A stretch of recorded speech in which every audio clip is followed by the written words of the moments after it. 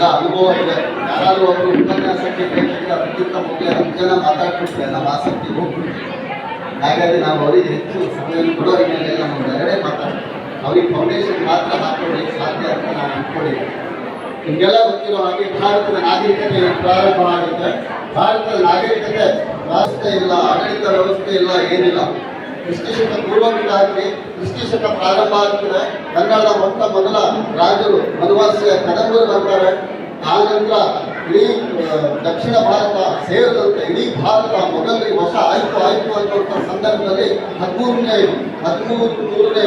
ಇಸ್ವಿಯಲ್ಲಿ ಕಂಪಿಲ ರಾಜ, ಅವರ ಮಗ ಕುಮಾರರಾಮ, ಅವ್ರಿಗಿಂತ ಮುಂದೆ ಶೇಷನಾಯಕ ಇವರೆಲ್ಲ ಬರ್ತಾರೆ.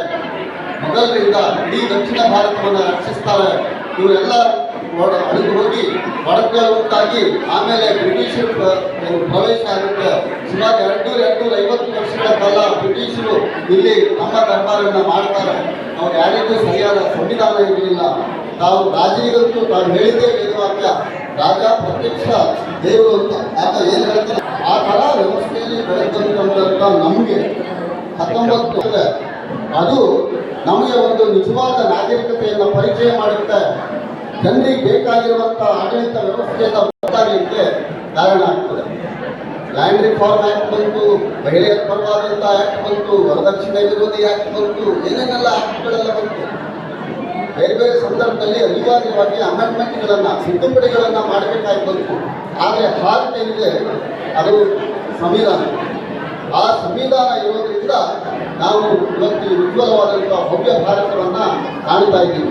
ಹಾಗಾಗಿ ನಾವೆಲ್ಲರೂ ಸಂವಿಧಾನದ ಆಶಯಗಳಿಗೆ ಪೂರಕವಾಗಿ ಸಂವಿಧಾನವನ್ನು ಗೌರವಿಸ್ತಾ, ಸಂವಿಧಾನದ ನಿರ್ಮಾತರಾಗಿರುವಂಥ ಅಂಬೇಡ್ಕರ್ರ ಆಶಯಗಳಿಗೆ ಗೌರವಿಸ್ತಾ ನಾವು ನಮ್ಮ ಬದುಕನ್ನು ಸಾಗಿಸಬೇಕಾಗಿದೆ ಅನ್ನುವಂಥ ಮಾತನ್ನು ಹೇಳ್ತಾ, ನೀವೆಲ್ಲ ಕೇಳಿದಿರಿ. ನಿನ್ನೆ ಒಬ್ಬರು DC ಅವರು ಹೇಳ್ತಾ ಇದ್ರು, ನಿನ್ನೆ ನಿಧನರಾಗಿರುವಂಥ DC ಅವರ ಮಾತುಗಳು.